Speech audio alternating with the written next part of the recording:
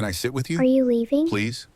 7 words, spoken barely above a whisper, from a child who weighed 47 pounds and hadn't eaten a real meal in 11 months, who had been turned away by 4 separate adults in the last 23 minutes, and who had exactly 19 days left before the man who controlled every door in her life reached the end of his timeline for her. She hadn't walked up to just any table.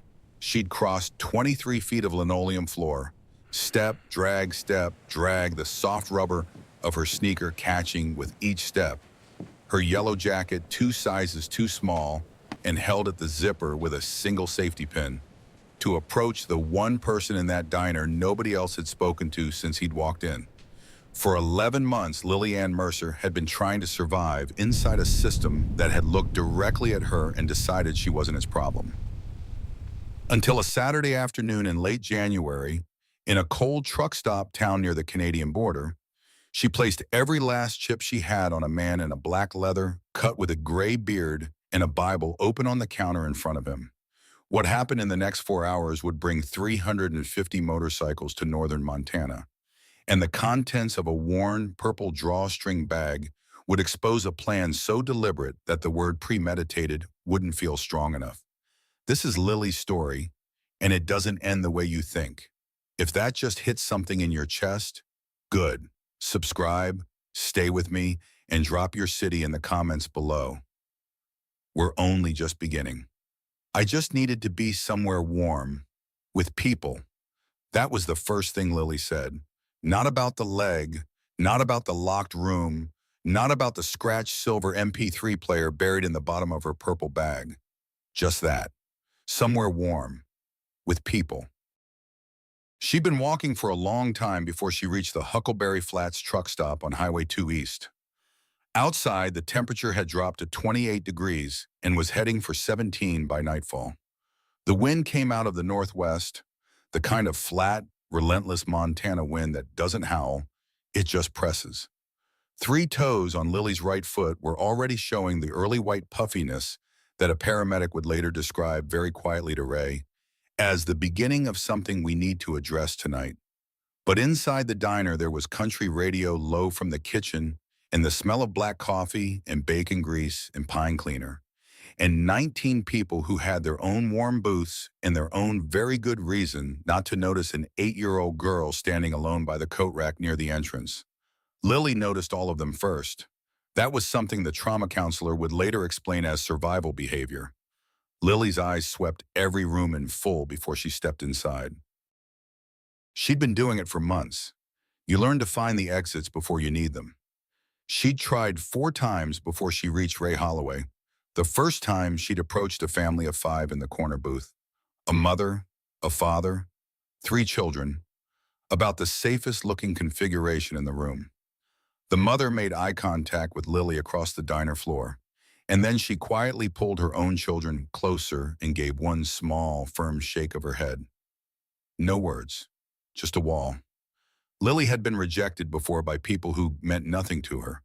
Being rejected by a mother figure, that landed differently. The second time, a trucker at the counter, mid-50s, coffee at his elbow. He looked Lily up and down and said, "Kid, I got nothing for you," before she'd even opened her mouth. He turned back to his mug like she'd already left. She hadn't even asked yet. She'd been prejudged as a problem before she'd spoken a syllable. The third time, 2 women sharing pie in the middle booth. One leaned toward Lily with a soft voice. "Sweetie, where are your parents?" And when Lily hesitated for just a moment, the woman waved the waitress over and asked her to handle it. Lily was passed off like unclaimed luggage. The 4th rejection was the one that nearly finished her. 3 women near the window, each wearing a fundraiser pin on her coat that said "Serve Others" in white letters. One knelt to Lily's level, studied her face carefully, and then stood up and said, loud enough for 2 nearby tables to hear, "She's probably just wandering. These children need structure, not handouts. Her parents need to do their job." These were precisely the people whose entire identity was built around compassion, and they had just delivered the final proof to an 8-year-old girl that no adult in the world was going to help her. Lily had been counting ceiling tiles. She got to 11. Then she turned and she saw the man at the far end of the counter. Big. Bigger than anyone else in the diner. Gray beard, black leather cut with a patch she couldn't read from this distance. A hearing aid in his right ear. He was reading a Bible. Pages worn soft at the corners, open somewhere in the middle. His coffee was untouched. A slice of apple pie sat pushed to the side, half-eaten. Everyone else in the diner had moved their eyes away from him when he'd walked in. Lily had noticed that too. She picked up her purple bag and held it against her chest with both arms crossed over it, the way she always carried it, always, and she started walking. Step, drag, step, drag. 23 feet. She stopped twice, almost turned back twice. Each time something pulled her forward. Maybe it was the Bible. Maybe it was the fact that he was the only one in the room who hadn't looked at her like a problem to be managed. She reached the counter. He didn't look up immediately, but she could tell, somehow, that he already knew she was there. "Can I sit with you?" she whispered. "Please?" Ray Holloway closed his Bible. Not quickly, slowly, deliberately. He set it aside and rotated his entire body on the stool to face her. Not a glance, not a half turn. A full rotation, giving her everything. His complete attention. Before he said a single word, his eyes moved from her face to the yellow jacket with its safety pin, to her hands crossed over the purple bag, to the sneaker with its electrical tape sole, to the left leg she was holding slightly off the floor, even standing up, and then back to her face. He opened his hands, palms up, on the counter, empty and visible. "Sit down, sweetheart," he said. "I'm not going anywhere." He lifted 2 fingers toward the waitress without breaking eye contact with Lily. "Whatever she wants. Everything on the menu if she needs it." What he didn't know yet, what none of them in that diner knew, was that the worn purple bag pressed against Lily's chest contained the only evidence on Earth that a man in Havre, Montana had already planned her death in careful, deliberate detail. Ray Holloway was 57 years old. He'd served 18 years in the Marine Corps, 3 combat tours, retired as a staff sergeant and with a hearing aid in his right ear from an IED outside Fallujah in 2004, and a slight forward lean in his walk that never quite corrected itself.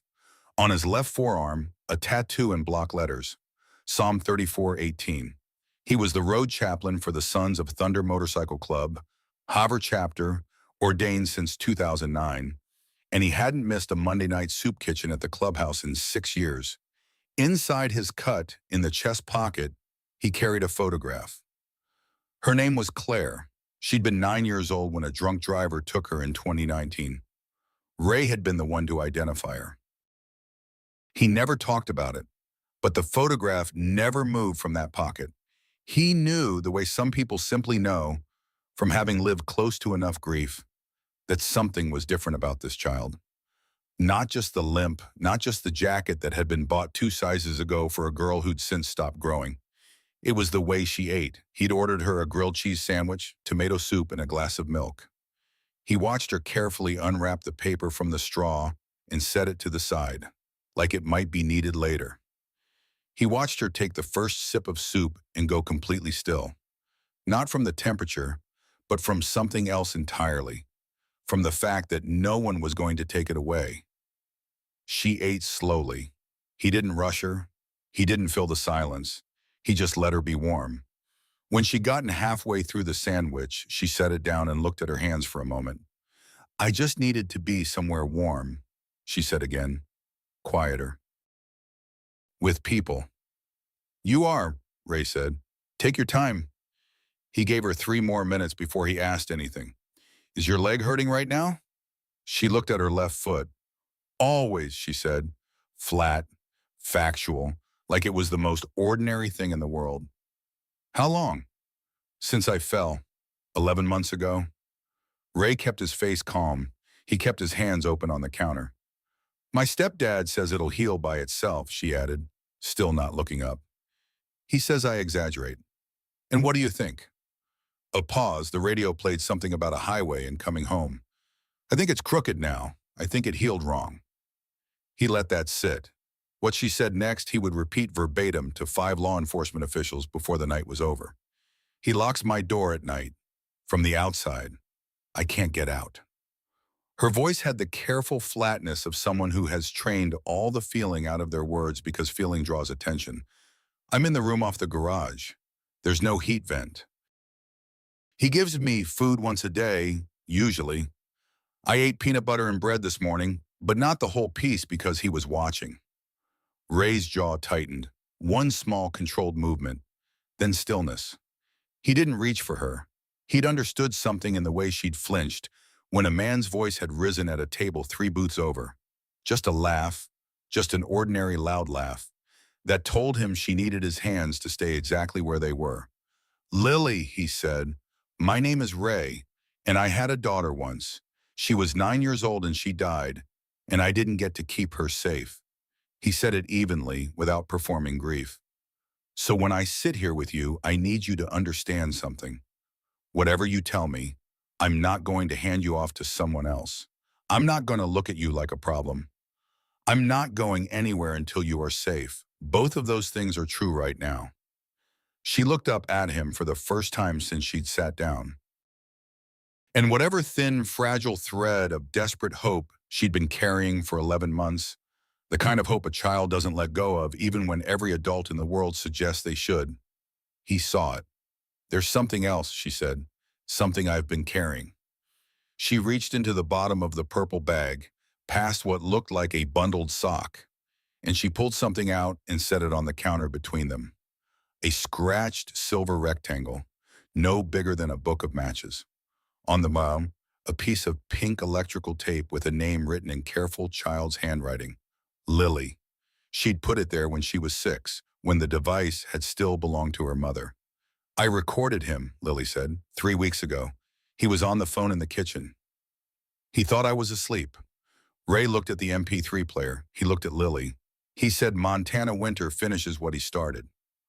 Her voice stayed flat, controlled, the voice of someone who has rehearsed staying calm in the dark. He said I won't make it to February. A pause so small it barely existed. And then he said the same thing that happened with my mom. The diner kept moving around them. Radio, boots on linoleum, the cook calling something to the waitress. A completely ordinary Saturday afternoon in an ordinary town. Ray did not move for 3 full seconds. He sat completely still. Then he reached into his jacket pocket, checked the date on his phone. January 26th, 19 days. He stepped outside. The cold snapped against his face immediately. 28 degrees and dropping fast. He could see his breath. He dialed Gerald Kopp, and the line picked up on the first ring. Ironside, it's Preacher. Go ahead. I need every brother within 2 hours of Hoover at the Huckleberry Flats lot on Highway 2. Now. A pause. Not hesitation, just the weight of understanding settling in. What's going on? 8-year-old girl, recorded proof of a murder plan, 19 days on the clock. We're not waiting for the county to take their time on this one. Say no more. We're coming. The line went dead. That was it. No debate about jurisdiction, no questions about whether the evidence would hold, no discussion of liability or exposure, or what happened if they were wrong. Just brothers, a direction, in motion. Because that's what the Sons of Thunder had meant since Bill Schaefer founded the charter in 1987. You don't argue when a child needs help. You move. Ray walked back inside. Lily had eaten 3/4 of the grilled cheese. She was holding the milk glass with both hands like something precious. He sat down. I made a phone call, he said. Some friends of mine are going to come. Good men. They're going to help make sure you're safe. Is that okay? She thought about it, genuinely thought about it. Then, are they like you? Most of them are better, he said. Something very faint crossed her face. Not quite a smile. But the nearest her face had come to one in a long time. He had one more question. He needed the answer before the brothers arrived. Your mom, what was her name? Rebecca. And before the accident, did she ever seem scared? In the weeks before? Lily looked at the counter. The soup was mostly gone. She texted my Aunt Carol that she was scared. Aunt Carol still has the messages. A pause. Dale won't let me talk to Aunt Carol anymore. He filed a restraining order. Ray's expression did not change, but something behind his eyes did. Because what he just heard wasn't a story about one man and one child. It was a pattern. And the thing about patterns was that they had a beginning, which meant they'd happened before, and they had an intended end. And the end Dale Pruitt had planned was 19 days away. 23 minutes after Ray's call, the first 4 Harleys turned into the Huckleberry Flats lot. By the 40-minute mark, 11 motorcycles were parked in the overflow section. By the time the sun had dropped and the temperature hit 21 degrees, there were 31 bikes, with more on their way from Billings, Great Falls, Missoula. The statewide call was already rolling. Now you might think you know what 31 bikers showing up to a truck stop on a winter night looks like. You're picturing something loud, something chaotic. Maybe you're picturing exactly the kind of scene that gives people in small towns reasons to pull their curtains. That's not what happened. They parked in organized rows, quiet, deliberate, the kind of tight formation that comes from years of riding together and knowing exactly where everyone belongs. They didn't cluster at the door. The 4 Ray had asked for specifically came inside. The rest stayed near the bikes in 21-degree cold without a single complaint. Gerald Ironside Cop walked in first. 63 years old, 6 feet even, with the wide, steady bearing of a man who'd spent 28 years as a Hill County Sheriff's deputy and had seen enough genuine evil to know the difference between a real threat and theater. He'd been Ray's right hand for 9 of those years in the Sons of Thunder. When Ray said move, Ironside's first question was always, which direction? Never why. Behind him came David Reyes, road name Corman, 58, former Navy combat medic, Gulf War in Bosnia. He'd spent more time stabilizing people in crisis conditions than he could count, and he carried a first aid kit in his saddlebag that most EMTs would have respected. He took one look at the way Lily was holding her right foot slightly off the floor, even while seated, and his face did a quiet, very professional thing. Then Tom Birdsell, Chalk, 52, retired middle school guidance counselor. He had spent 24 years sitting across from kids who were hurting and had learned exactly how much space a frightened child needs before a stranger starts to feel safe. He took the stool 1 seat down from Lily, not too close. He ordered coffee. He didn't say anything for a while. He just existed near her, calmly allowing her to get used to another adult presence that wasn't going to do anything alarming. And Marcus Webb, Pixel 34, the youngest in the immediate group by 20 years. At forensics background, cybersecurity contracting before he'd found the club. He carried a small evidence documentation kit in his jacket pocket, chain of custody forms, 2 certified USB drives, a compact extraction tool. When Ray had called Ironside, Ironside had called Marcus within 90 seconds. They ordered coffee. They sat at 2 booths. Nobody in the diner paid them particular attention. 4 large men in leather, but they were quiet and they were seated and they were behaving exactly like customers. What 17 of those 19 people in the diner didn't understand was that they just watched the first operational element of a rescue effort arrive and deploy. Ray made introductions quietly. He kept it brief for Lily. These are my brothers. They're here to help us figure out the next steps. Is it okay if David takes a look at your foot while we talk? Lily studied David Reyes for a moment. He sat with his hands folded on the table, unhurried, not reaching. It won't hurt, he said. I'm just going to look. You can stop me anytime you want. She thought about it, then nodded. He crouched down slowly and looked at her right foot without touching it. Just looked. For about 7 seconds. And then he looked up at Ray with 2 words in his expression that neither of them said out loud in front of Lily. Meanwhile, Marcus had the MP3 player. 1 earbud in, face neutral, logging the audio file's timestamp and metadata on his phone. Chain of custody began the second Lily had given permission. And Tom was talking to Lily, not about Dale, not about the recording, not about any of it. He'd asked her what her favorite subject in school had been, back before she'd been pulled out. Math, she said without hesitating. Good taste, Chalk said with complete sincerity. It was the first time in 3.5 hours that Lily's face did something other than stay careful. The system had failed her 3 times before anyone in this room had ever heard her name. 11 months ago, a teacher had noticed Lily's hunger and reported it up the chain. Dale Pruitt had come into the school, spent 40 minutes with the principal, and talked his way through the conversation with the unhurried warmth of a man who had nothing to hide. The case was closed the same afternoon. The teacher was told, gently but unmistakably, not to escalate. 8 months ago, Lily's maternal Aunt Carol had filed a welfare concern with CPS. A home visit was conducted. Dale had cleaned, prepared, and coached Lily beforehand. Sandra Klink, who'd been a Hoover First Baptist Church member at the time, had watched him doing it in the church parking lot one Sunday morning, running through what Lily should say like they were rehearsing lines for a play. The home visit came and went. The case was marked unsubstantiated. 5 months ago, the school nurse noticed Lily's weight loss and filed a formal report with the school administrator. Within 6 days, Dale had pulled Lily from enrollment and filed a homeschool declaration with the state. The last institutional pair of eyes on her life, gone. And Carol's private investigator, hired with Carol's own savings, had received a formal cease and desist from Dale's attorney within 30 days of starting work. The investigator dropped the case. Every door the system had built to catch exactly this situation had been either charmed shut or papered over by a man who knew exactly how those doors worked.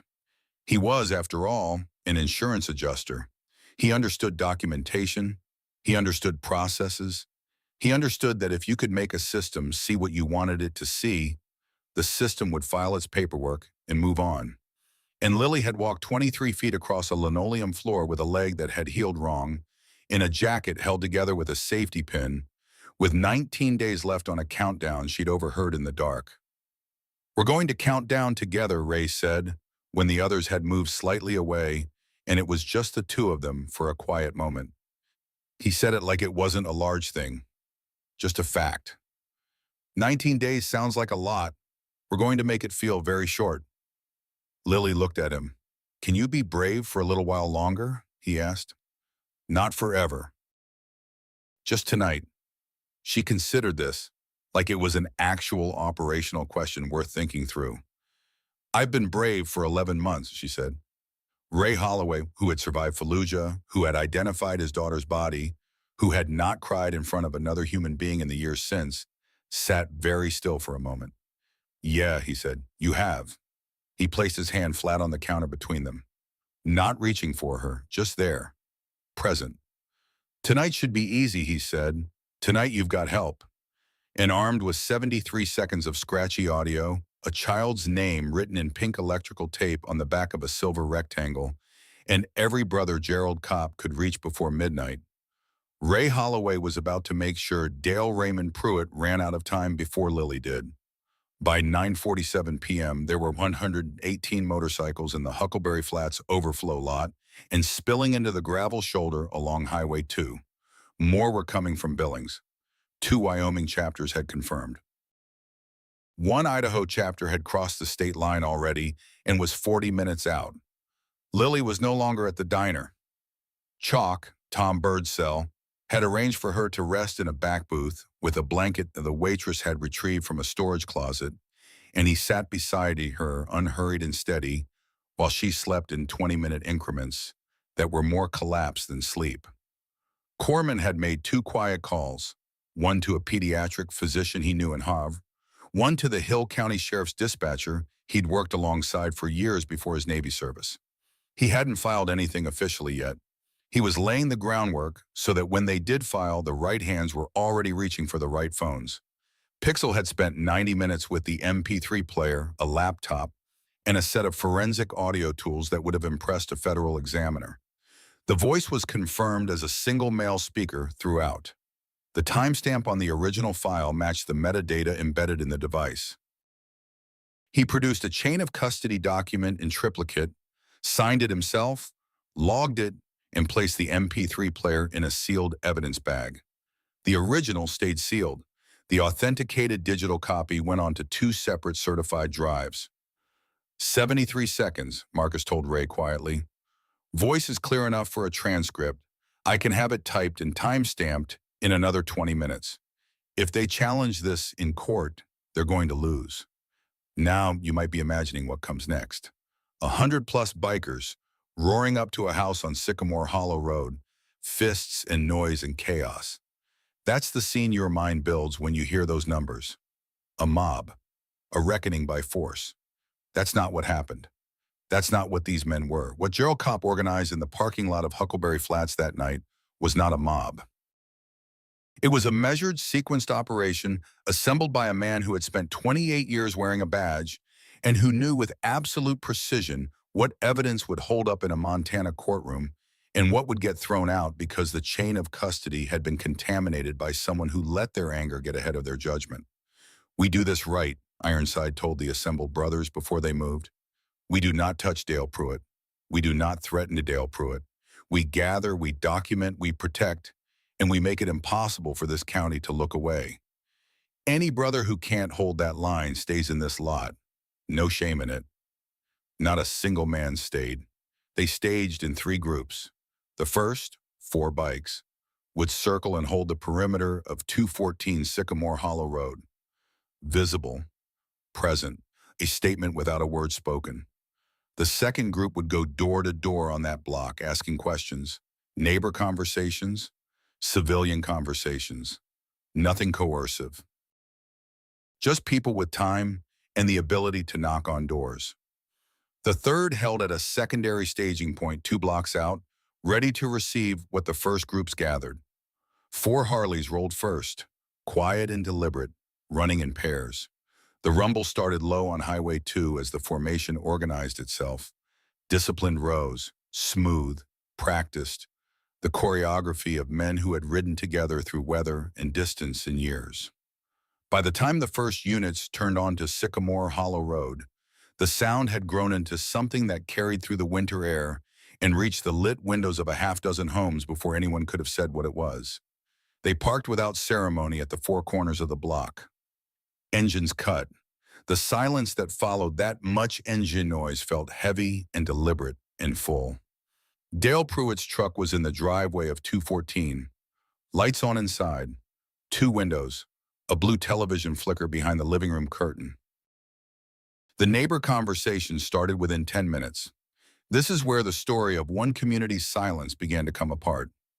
Louise Amberly was 71 years old and had lived at 218 Sycamore Hollow for 19 years. When one of the brothers knocked on her door, respectfully in a normal voice, hat in hand, she opened it, took one look at the leather cut in the patient face and said, "I've been waiting for someone to ask me about that house." She'd seen Dale's truck gone 6 consecutive nights in January. She'd heard something she couldn't identify, a banging from the direction of the garage, on at least 4 separate occasions over the past several months.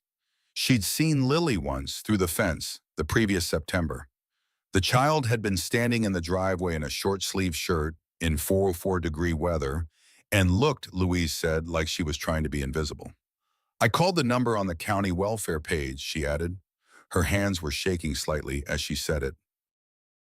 "They said someone would follow up. Nobody came to my door. Nobody called me back. I convinced myself she was fine." She couldn't meet the brother's eyes on that last sentence. "I knew she wasn't fine." Frank Devereaux, 67, had been a fishing partner of Lily's maternal grandfather. He'd known Rebecca Mercer since she was a teenager. 3 weeks before Rebecca's car went off Route 2, on a dry road, on a clear night, with no skid marks, Rebecca had called Frank from her cell phone. The conversation had lasted 11 minutes. She'd told him she was scared of Dale. She'd told him she didn't know what to do. She'd asked if Frank thought she was being dramatic. Frank had said he was sure she was fine. He'd told himself people didn't do those things in real life, not in Havre, not to someone like Rebecca. He broke down when he said it. The brother sitting across from him at his kitchen table waited without hurrying him. "I should have done something," Frank said. "I should have driven over there." "You're doing something now," the brother said. "Can I have the dates you remember? As many as you can give me." Sandra Klink, 58, had been a member of Haver First Baptist until she'd left 2 years ago, partly, though she hadn't said this out loud to many people, because of the discomfort she'd felt watching Dale Pruitt be celebrated by that community while she knew what she knew. She'd watched him in the church parking lot coaching Lily before the CPS visit. She described it in specific, sequential detail. What he said, how Lily's face looked while he said it, what Lily did with her hands. She'd reported what she'd seen to the church administrator. The administrator had told her that Dale was a deeply good man going through a period of grief, and that she should pray for charitable interpretation. Sandra Klink had the kind of steady eyes that come from having made a decision about guilt a long time ago and choosing to live inside it honestly. "I knew what I saw," she said. "I just didn't know who would believe me over a deacon." 3 witness statements, 3 people who had seen and stayed quiet and lived with it. Every one of them was ready now to say everything on record. Ironside had been on the phone with the Hill County Sheriff for 45 minutes while the door-to-door work was happening. He knew this sheriff. He'd worked alongside this man for years. He laid out what they had methodically: the recording, the medical observations, the financial timeline, the witness accounts, the insurance policy on Lily taken out 4 months after Rebecca's death. He read the text from Dale's phone. The one pixel had surfaced during the audio documentation process, which Lily had not known about, which read, "Policy clears clean if natural cause. Winter does the work." The line was quiet for a moment. "You have a chain of custody on all of this?" the sheriff asked. "Documented from the moment the child handed us the device," Ironside said. "Our tech lead has 20 years of forensic IT background." "It'll hold." Another pause. "I'll have 2 units on Sycamore Hollow in 12 minutes. I'm calling the DA at home." "Appreciate it," Ironside said. "One more thing. He took out a life insurance policy on that girl through his own employer. $275,000, issued 4 months after his wife died. He named himself beneficiary." This time the silence lasted 5 full seconds. "I'll call the DA right now," the sheriff said. At 11:38 p.m., when the 2 patrol units arrived on Sycamore Hollow Road, they found Dale Pruitt in his living room watching a college basketball game. He was in a flannel shirt and pressed khakis, a bottle of domestic beer on the side table beside him, reading glasses resting on the bridge of his nose. A bag of pretzels was open on the cushion next to him. He looked up when the knock came, the 4 hard knocks that means something specific, the kind no one confuses for a neighbor. His expression was one of mild, genuine confusion, like a man interrupted in the middle of a perfectly normal evening, because to him, this was a perfectly normal evening. He opened the door. He saw the 2 officers. He saw the man beside them, who he recognized from somewhere. Tall, gray-beard, leather cut. His mind was already sorting through his options before the first word was spoken, and by the time the first word landed, all the familiar machinery was already running. He smiled. Shoulders dropped from whatever defensive set they'd taken to something rehearsed and open. Hands came up, palms visible. "Officers, Ray, it's Ray, right? From the Sons of Thunder? Dale Pruitt. I think we've met at the Rotary luncheon." Warm, unhurried, making eye contact. "Whatever's happened, I'm sure we can sort it out. Come in out of the cold." He talked for 4 minutes. He referenced his position at North Star.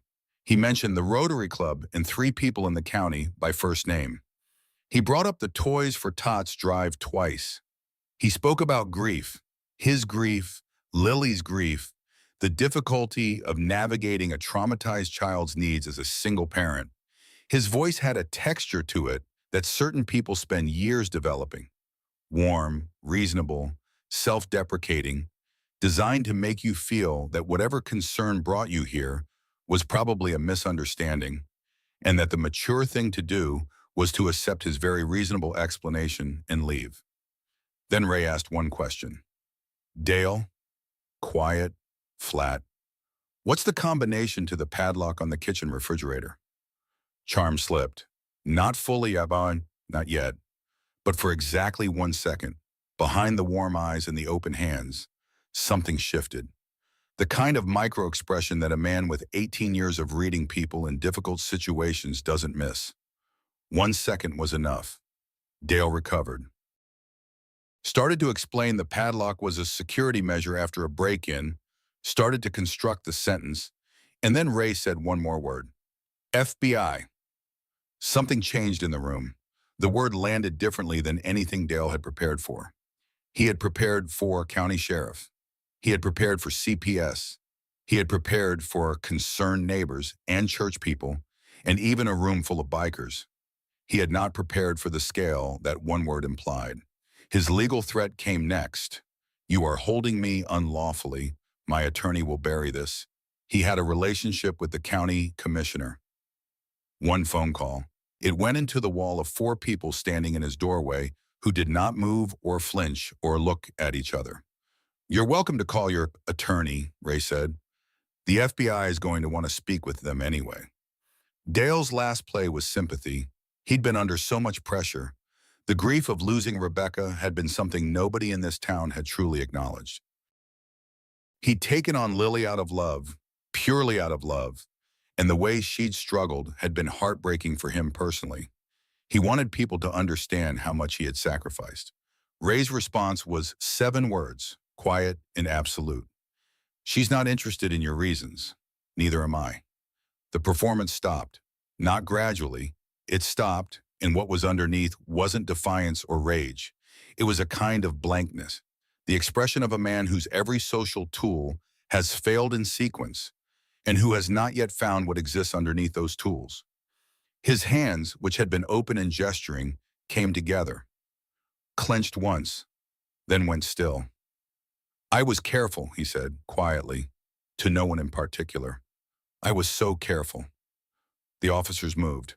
Miranda writes on the driveway of 214 Sycamore Hollow Road at 11:53 p.m., barely 4.5 hours after an 8-year-old girl had whispered 7 words to a man reading a Bible at the far end of a diner counter.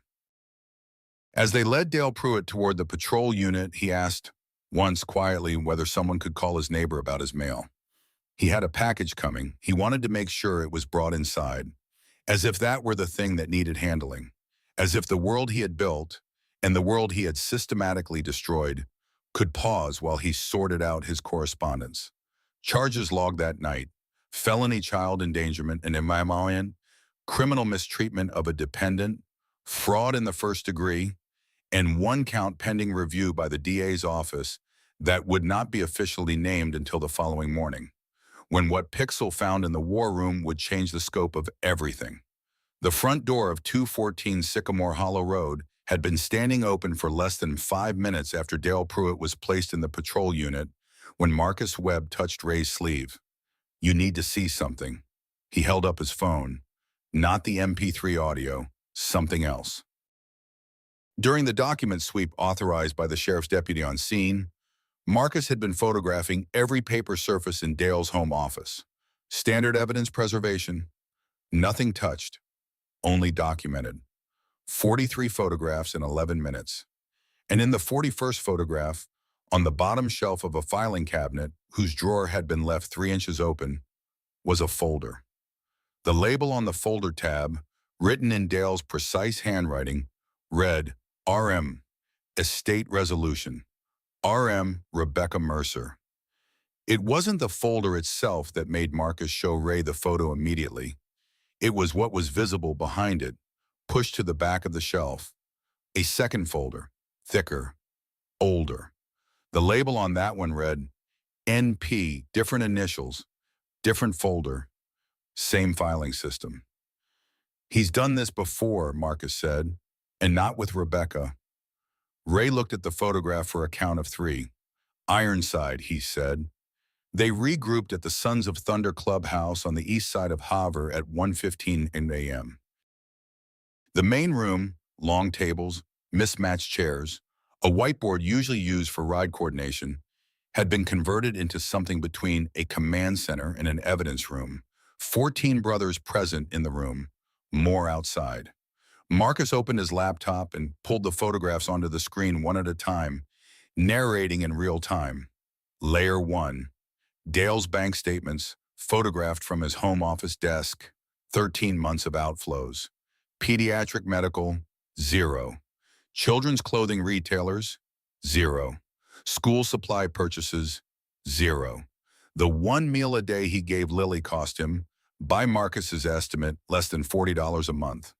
Meanwhile, an ATV purchase, 4 trips to Las Vegas, a property down payment on Flathead Lake, $100,000 in visible discretionary spending in 13 months, while the child in his utility room received $40 worth of peanut butter and bread.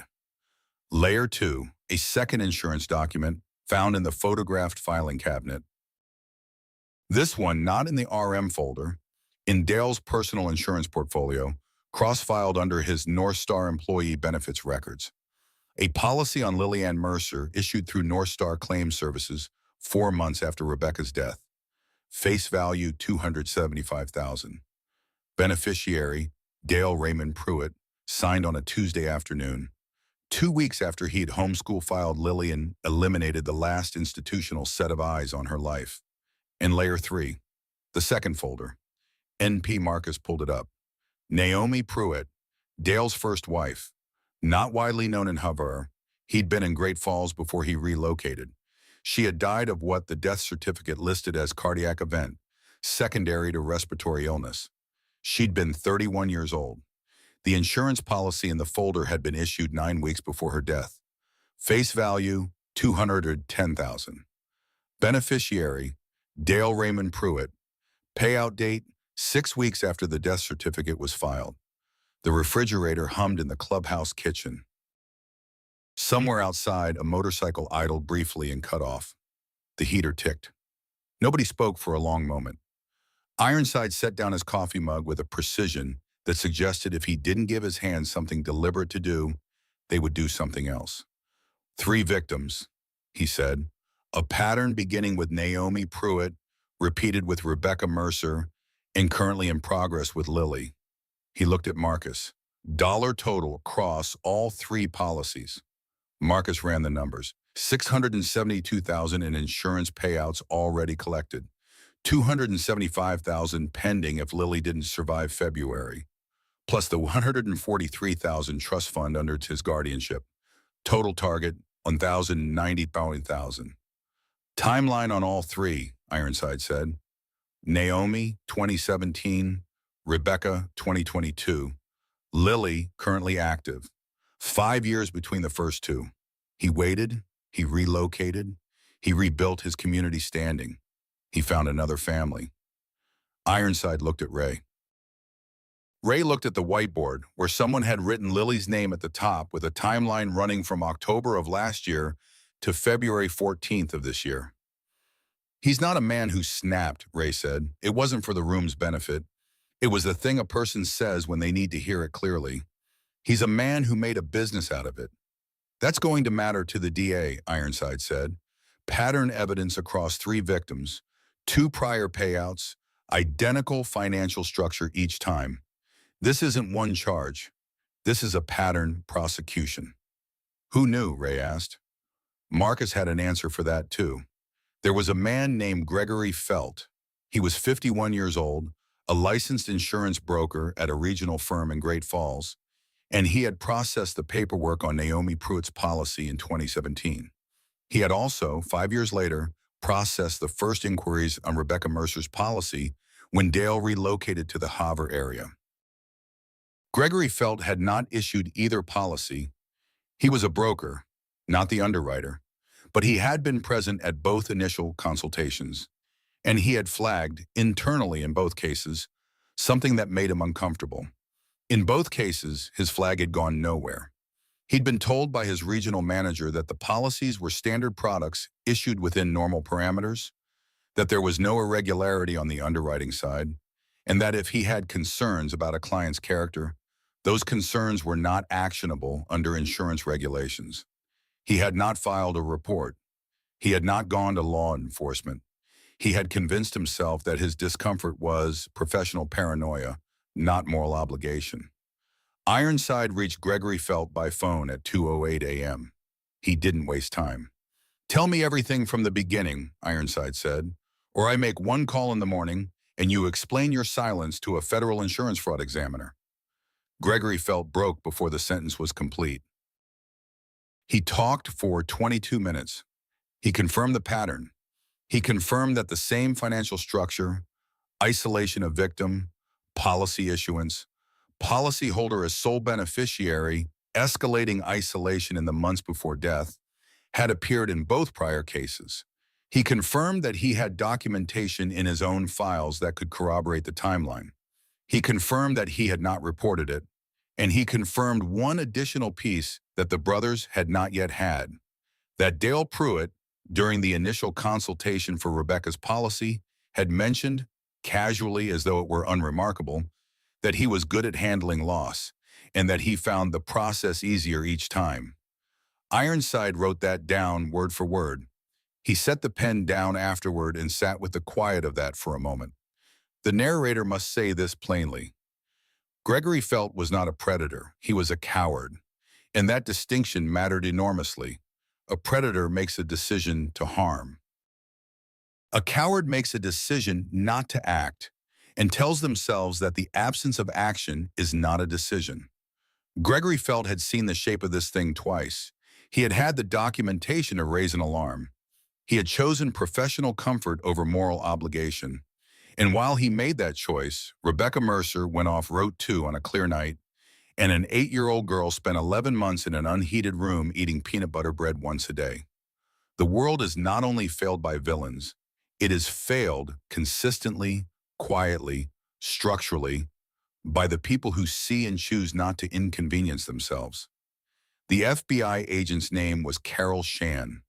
She arrived at the clubhouse at 3:41 a.m. in a gray Fleet sedan, plain clothes, no performance of authority. She was 44 years old and had the face of someone who had been chasing this particular shape of financial predation long enough that the exhaustion had settled below the level coffee could reach. The room did not welcome her warmly. She didn't expect it to. Carol Shan, she said, Billings Field Office. I'm told you have material relevant to an open federal investigation. Ray looked at her from across the table. Depends on what you're investigating. Dale Raymond Pruitt, insurance fraud, wire fraud, in one count of suspected homicide in connection with the death of Naomi Pruitt in 2017. We've been building since 2023. Ray looked at Ironside. Something passed between them. Not words, barely even a gesture. A decision made by men who have known each other long enough that agreement doesn't require language. How long has your office known about him? Ray asked. The agent's jaw tightened slightly. Since a Great Falls broker named Gregory Felt filed a delayed report in November 2023. We've been building the financial case carefully. The wire fraud charges require a specific documentation threshold under federal statute. November 2023, Ray said. He let that sit in the room. Yes. We got her out in 4 hours. You've had 14 months. Agent Sean had no good response to that. She knew it. She didn't try to construct one. Ray stood. He placed the certified evidence drive on the table. Then he set down the chain of custody documentation. Then the printed transcript of the MP3 recording, time-stamped and initialed. Then the insurance policy photographs. Then the bank statement photographs. Then the NP folder documentation. One item at a time, each one placed flat and deliberate on the table. Agent Shan reviewed each item in sequence. When she reached the bank statements and the NP folder documentation, she stopped writing. She set her pen down. She leaned forward slightly. The Naomi Pruitt policy documentation, she said. We had the 2017 death record and the payout confirmation. We didn't have the original application with his handwriting and the broker's consultation notes. If this is authenticated, she stopped herself. When this is authenticated, it closes the evidentiary gap on the pattern prosecution. Ray sat back down. One condition for full cooperation, he said. Name it. Lily gets a victim advocate assigned before her first interview. She doesn't face anyone in an official capacity, sheriff, FBI, prosecutor, without someone in that room whose only job is her, not the case, her. Agent Shan looked at him for a moment. Done, she said. That's standard victim services protocol. Then you have everything we found. The agent gathered the documentation carefully. At the door, she paused. Agent Shan. She turned. Ray's voice was even. You do right by her. A beat. That's the job, she said. The door closed. The room was quiet. Here is what was true. The system hadn't been broken. That was the thing that was easy to miss. A broken system could be identified and repaired. This one had functioned exactly as designed, built to move carefully, to require evidence beyond reasonable doubt, to protect the rights of the accused even when every minute of procedural caution was a minute more inside a utility room. Nobody had built it to fail Lily. They'd built it to be careful. And careful, when a child is running out of time, can look identical to indifferent. The brothers hadn't replaced the system. They had bought the time the system needed to reach the truth. 4 hours against 14 months. And now both were working toward the same end. By 5 a.m., the full scope was assembled and written on the whiteboard in blue marker. 3 victims across 8 years. $672,000 in insurance proceeds already collected. $418,000 targeted in the current active plan. Lily's policy plus the trust fund. Total financial operation, $1.09 million over 8 years. Charges to be filed, as confirmed by the Hill County DA in a 4:30 a.m. call with Ironside: felony child endangerment, criminal mistreatment of a dependent person, insurance fraud in the first degree, wire fraud, federal, coordinated with Agent Shan's office, financial exploitation of a minor, and pending review of the Naomi Pruitt documentation by the State Attorney General, 1 count of suspected homicide for the 2017 death, to be filed as the investigation completed. 6 charges, 3 victims, 8 years of a system that had looked at this man and seen a Rotary Club member, a deacon, a youth baseball umpire, a man organizing Toys for Tots drives at his office. Ironside looked at the whiteboard for a long time. For 8 years, he said. He didn't finish the sentence. He didn't need to. Justice had been served. But justice wasn't the ending. It was only the beginning. Corman had made the call to Dr. Patricia Hale at 10:15 the previous night, before Dale was even arrested, because that was how David Reyes operated.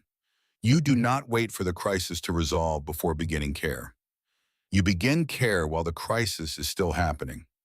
Dr. Hale was a pediatric physician at Northern Montana Health, 57 years old, with a particular combination of clinical precision and human warmth that takes decades to calibrate. She had agreed to meet them at the clinic at 7 a.m.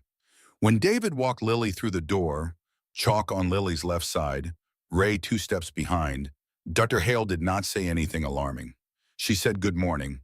She showed Lily the examination room first without asking her to go in.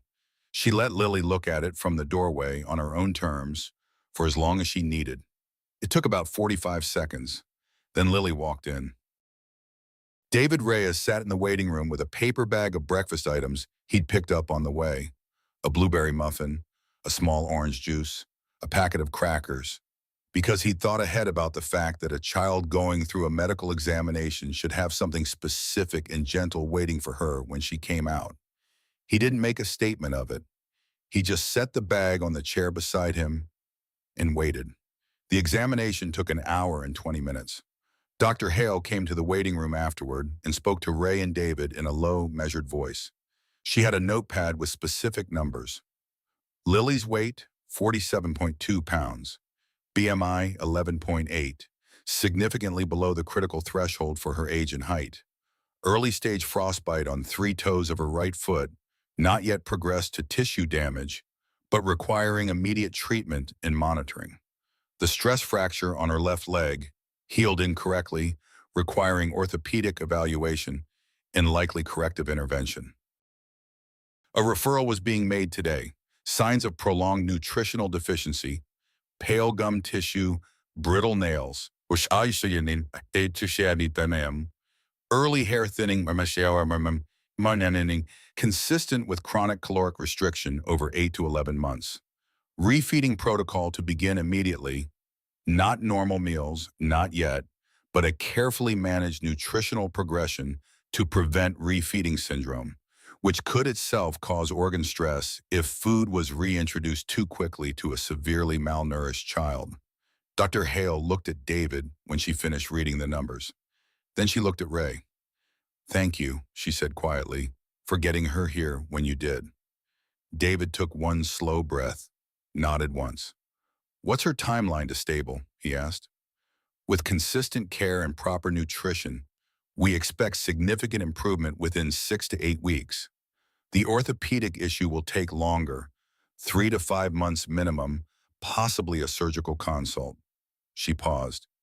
"She's resilient. That's real. Whatever she's been carrying it with intention. A beat. She kept herself alive." Ray thought of the MP3 player, the pink electrical tape, the name written in careful child's handwriting when she was 6. "Yeah," he said, "she did." When Lily came out of the examination room, she was holding a small, stuffed animal, a gray rabbit, soft and rounded, that Dr. Hale kept in a basket for children who needed something in their hands during difficult visits. Lily was carrying it with one arm, not clutching it to her chest, with both arms crossed over it, the way she'd carried the purple bag. A small thing, the kind of small thing that means everything. "Muffins for you," David said, nodding at the paper bag. She sat down beside him. She looked at the muffin for a moment. "It's blueberry," he said. "I guessed." "Okay," she said, and she picked it up and ate it without watching the door, without watching anyone. Just ate it because it was there and it was hers and no timer was running. The black coffee smell of the diner on Highway 2 had been the first warm thing Lily had walked toward. This, the waiting room at Northern Montana Health, pale light coming through the east window. David Reyes reading something on his phone 2 feet away, a gray stuffed rabbit in her hands. This was what warmth actually felt like. Not temperature. The presence of people who were not going to do anything alarming. She'd been counting things for 11 months. Ceiling tiles, floor tiles, the number of times Dale's truck door closed before he came inside, the number of steps from the utility room door to the garage exit. She'd counted them in the dark because counting was the thing she did when she was frightened. The way some people hum, the way some people pray. She didn't count anything in that waiting room. The housing question had been solved by 6 a.m. before the medical visit in a phone call between Ironside and a woman named Patricia Voigt, 64, a retired school teacher who had been hosting Sons of Thunder charity fundraisers out of her home for 11 years, and who said yes before Ironside finished the second sentence. By the time Lily's medical visit concluded, Patricia's spare room had fresh linens, a space heater set to 70 degrees, and a window that Lily could open or leave closed entirely based on her own preference. Patricia had also, without being asked, placed a small lamp on the nightstand, the kind with a soft bulb, nothing harsh, so that Lily would not need to sleep in either full light or full darkness if she didn't want to. The Hill County Sons of Thunder chapter had made calls overnight. By 9 a.m., the donation pool across all 9 participating chapters, Montana, Wyoming, and Idaho, stood at $41,800. A dedicated account had been opened at First National Bank Havre, co-administered by Ironside and a local attorney named Jean Caswell, who specialized in child welfare law and who had agreed, upon hearing the full situation at 7:30 that morning, to take Lily's case on a full pro bono basis.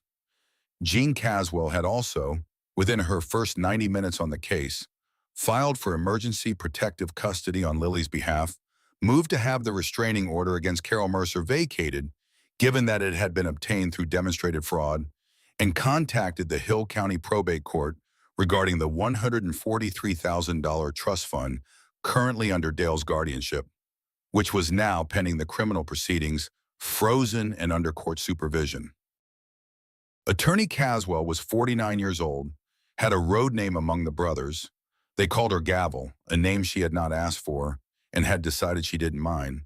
And when she met Lily for the first time in the clinic waiting room that morning, she sat down at Lily's level, introduced herself as Jean, and said, My job is to make sure that every decision made about your life from this point forward is made with you in the room. Is that okay? Lily thought about it. Yeah, she said, that's okay. The key to Patricia Voigt's spare room was handed to Lily that afternoon. It was a plain key on a simple ring, no keychain, nothing decorative. And when Patricia pressed it into Lily's palm, Lily stood in the doorway of the room for a long moment. The window faced west. The afternoon light came through it at a low angle, pale and winter gold. There was a space heater. There was a soft lamp. There was a bed with real blankets, not a mat on a concrete floor with a bare bulb controlled by a switch on the outside of the door. Lily stood in the doorway for 11 seconds. Then she stepped inside. She still had the gray rabbit. The brothers said goodbye in the early afternoon, in twos and threes, the way people leave when they've done something that didn't need witnessing. Marcus, Pixel, came to Lily last among the younger members. He crouched down to her level, which was something she'd noticed all the brothers did. Nobody loomed. You know that recording you made? He said. She nodded. That was the bravest thing I've ever personally documented, he said, and I've documented a lot of things. He held out a folded piece of paper. On it was a phone number. Anytime, for anything. I mean that in a boring, practical way. If something's wrong or something's confusing, or you just want someone to talk to who isn't going to make it a big deal. Okay? Okay, Lily said. He stood up, left without ceremony. Bill Schaefer, Timber, was 71 years old and had founded the Sons of Thunder in 1987 with 4 other men and a shared conviction that the patches on their backs meant something real. He was the one who had made the statewide call the night before. When Timber called, everyone came. That was the long-standing truth of the club, spoken in tones that weren't quite reverence and weren't quite myth, but were somewhere between. He didn't say very much to Lily. He pulled a chair up and sat across from her at Patricia's kitchen table, while Patricia was in the next room, and he looked at Lily the way very old men look at things they've waited a long time to see. You did good, he said, every single part of it, the recording, the walking, the asking. He leaned forward slightly, elbows on the table. You hear me? She looked at him. Every single part, he said again. Lily picked up the gray rabbit and held it with one hand. I thought about not going into the diner, she said. I almost didn't. But you did. A pause. I counted to 5 and went in. Timber nodded slowly. That's the whole thing right there, he said. That's all courage ever is. You count, you go. He pushed back his chair, stood with the deliberateness of a large man who has been sitting in the cold for most of a January night, and walked to the door. He put on his jacket. He put on his helmet. He started the engine, and the sound of it, low, particular, unmistakable, carried through the window of the room where Lily was sitting. She listened until she couldn't hear it anymore. Then she went to look out the west-facing window at the winter light, and she stood there for a while, and she didn't count anything. This story isn't really about a diner in Montana or a man in a leather cut or 350 motorcycles in January cold. Those are the facts. But beneath the facts is the thing this story is actually about, which is what it costs a child to ask for help when every adult in her world has already taught her not to. What it takes to walk 23 feet across a linoleum floor and say 7 words to a stranger. What it requires of a person, of any person, to answer. 3 weeks after that January night, Ray drove by Patricia Voigt's house on a Tuesday evening for no specific reason he could have clearly articulated. He told himself it was on the way. It wasn't particularly on the way. The light was on in the west-facing window. He parked across the street and sat for a moment. Through the window, he wasn't close enough to make out details, just shapes and light. He could see movement at what was probably the kitchen table. A small shape and a larger shape, sitting together. The smaller shape had something in its hands, moving. He thought from the angle that she might be doing a puzzle or drawing. The larger shape, Patricia, most likely, but she's leaning forward slightly in the way a person leans when they're looking at something someone else made. He sat there for about 4 minutes. What he felt in those 4 minutes was not what most people would expect. It was not satisfaction, though satisfaction was part of it. It was not pride, though that was present too. It was something more specific and harder to name.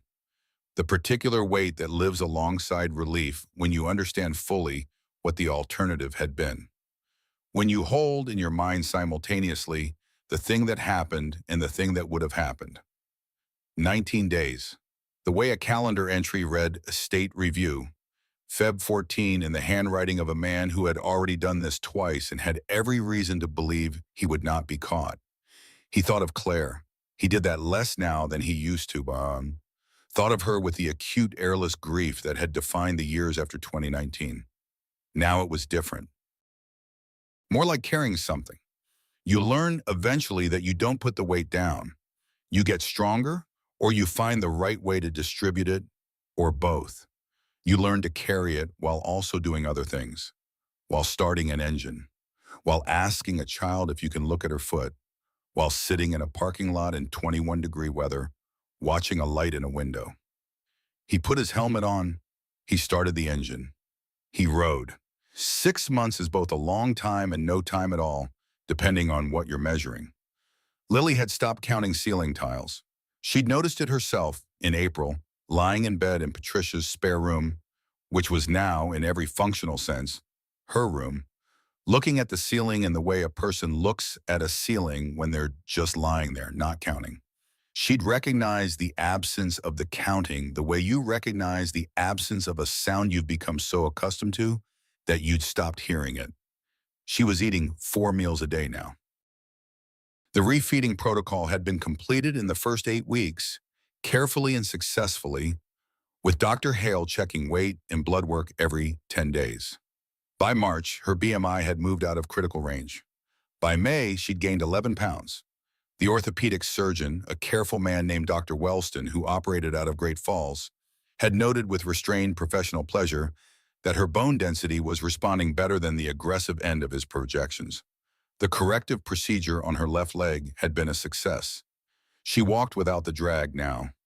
The step-drag-step rhythm that had carried her 23 feet across a linoleum floor in January was gone, replaced by an ordinary walk. An 8-year-old's walk. Uneven in the way of all children's walks are uneven. Not from injury, just from the particular rhythm of being 9 years old and not particularly worried about how you move. She'd started school in September. 3rd grade, Havery Elementary, in the same building where a teacher named Mrs. Kowalski had reported her hunger 11 months before that and been told not to escalate. Mrs. Kowalski was still there.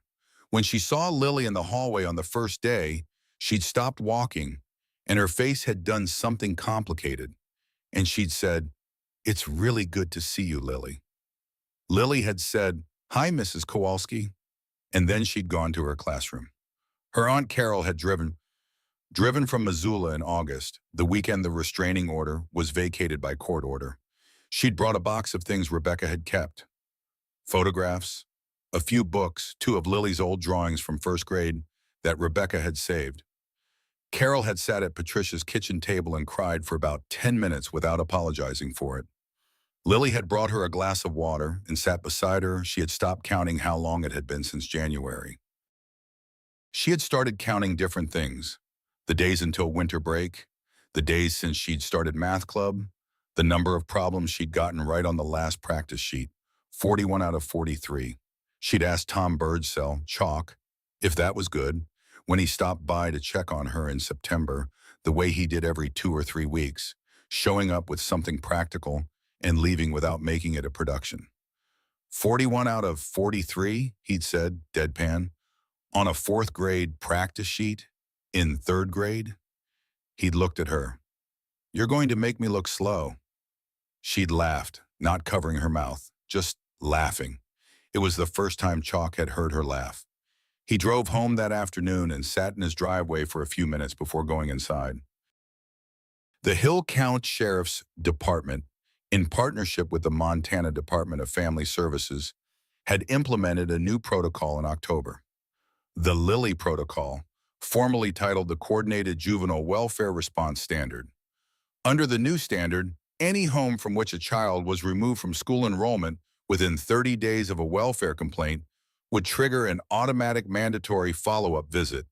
No discretion, no ability for a school administrator or social worker to close the case without a second independent review. The protocol was named in Lily's case file, not with her name publicly. Her records remain sealed. But the legislators who drafted the language knew whose story had made it necessary. 3 neighboring counties were studying its implementation. Jean Caswell had called it, in a court filing, the most structurally significant child welfare reform in Hill County in a generation. She was not prone to overstatement. 4 years later, Lily Mercer was 13 years old and in her first year of middle school in Missoula, where she'd moved to live with Carol full-time. She was in a peer support program at her school, a voluntary student group that paired older students who had navigated difficult situations with younger students who were struggling. It was not a clinical program. It was not supervised by administrators in any meaningful way. It was mostly just kids sitting in a room together after school on Wednesdays, talking. Lily had been the one to propose the program to her school counselor. She'd written the proposal herself, in a 3-page document that was better organized than most adult grant applications. The counselor had taken one read through it and called the principal from her desk phone before Lily had left the office. On a Wednesday in November, a girl named Maya walked into the Wednesday room.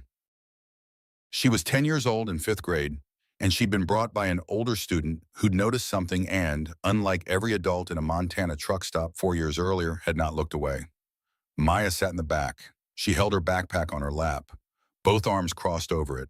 She swept the room with her eyes before she stepped fully inside. She sat in a chair beside the wall rather than in the middle of the room. Lily recognized the look. She'd worn it for 11 months. She knew what it felt like from the inside. That particular combination of terror and hope and exhaustion. The face of someone who has been failed enough times to stop expecting anything, but hasn't quite given up yet. She crossed the room. She sat down one chair away from Maya, not too close. "I'm Lily," she said. Maya looked at her hands. "You don't have to say anything," Lily said. "You can just be here. That's enough for today." Maya didn't say anything, but she didn't leave. After the session, Lily stayed until the last student was gone. Then she took out her phone. She had a number saved under the name Chalk. Anytime. She texted it one line. "I think there's a kid who needs some help. What do I do first?" The response came in 4 minutes. "You already did the most important part. You noticed. I'll call you tonight." Lily put her phone in her pocket and walked out of the school into the November air, which was cold in the particular way Missoula cold differed from Havre cold. Less flat, more present, carrying the smell of wood smoke from somewhere up the hill. She pulled her jacket closed. It fit. It zipped all the way up. She walked home. Ray Holloway still ate at the Huckleberry Flats truck stop on Highway 2 East, roughly once a month. He didn't plan it that way. It was simply the route he traveled most often from Havre to the eastern reaches of his regular ride. And the coffee was reliable, and the apple pie had never changed in the 9 years he'd been coming. He still sat at the far end of the counter. Same stool. The Bible he'd had that January was worn worse now. The spine had been retaped once, the pages at Psalms permanently soft with handling. He still ordered coffee he sometimes forgot to drink. He still pushed the apple pie aside half-eaten, not because it wasn't good, but because he ate about half of most things these days and didn't worry about it. He had a folder on his phone labeled "Why We Ride." He'd started it the February after Lily's case, when a woman from Billings had tracked down the Sons of Thunder Havre chapter through a Facebook post and sent a message that read, "Your chapter helped pay my nephew 3 years ago, and I never got to say thank you. I wanted to say thank you." He just started college. Ray had screenshotted the message and put it in the folder. The folder had 34 entries now. Some were messages, some were photographs, birthday parties he hadn't attended, graduations he'd received pictures of from people he'd never met. Some were just names, the ones he carried. Claire was still in the chest pocket. He thought sometimes about what it meant. not in a philosophical sense that required language, but in the practical sense that shapes a life. He had spent 18 years in the Marine Corps learning that the thing you do when the mission is unclear is return to the reason you took the mission in the first place. The reason hadn't changed since the night a girl in a yellow jacket had walked 23 feet and said 7 words. The reason was simple and inconvenient and completely sufficient. Some people needed someone to answer. That was the whole thing. You answered.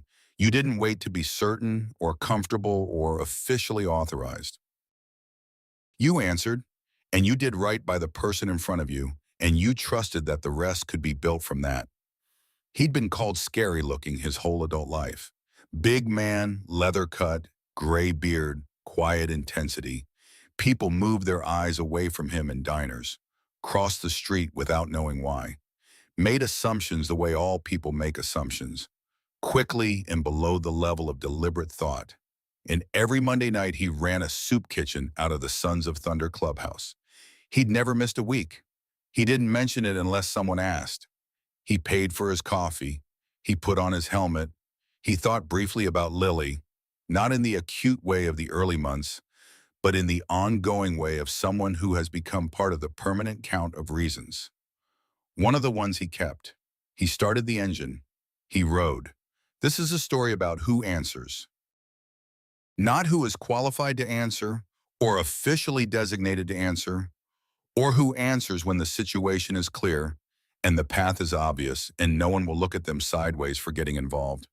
But who answers when a child in a yellow jacket walks 23 feet across a floor that feels like a mile, asks the simplest possible question in the smallest possible voice, and waits to find out whether the world is worth the risk of hoping.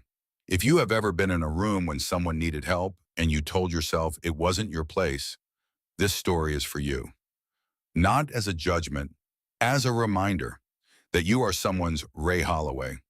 You may not have a leather cut or a 350 brothers or a statewide network, but you have the one thing that turned the entire course of this story, the ability to turn fully towards someone who is asking for help, open your hands and say, I'm not going anywhere.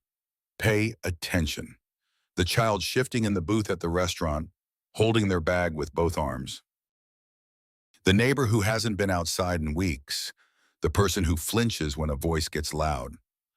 The small signs that every one of us is trained by comfort, by busyness, by the quiet social contract that says it's not our problem, to scroll past, ask the uncomfortable question, make the call you've been putting off, be the person who doesn't hand them off to someone else to handle. You don't need 350 motorcycles to change a story. Sometimes you just need to not leave.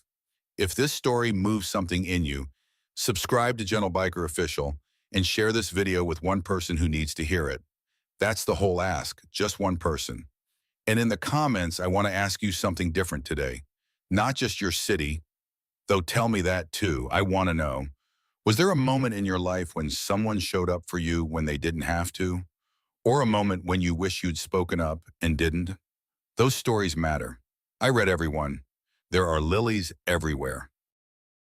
Most of them never find a ray, but some do because someone like you was paying attention. The last image is this, a diner on Highway 2 East, northern Montana, January, cold pressing against the glass. A small yellow shape moving through a room full of adult backs, hesitant, diagonal, slowing twice, almost turning back, left foot dragging slightly, a worn purple bag held against her chest with both arms, and a man at the far end of the counter, closing a Bible slowly, rotating his full body on the stool, turning all the way toward her.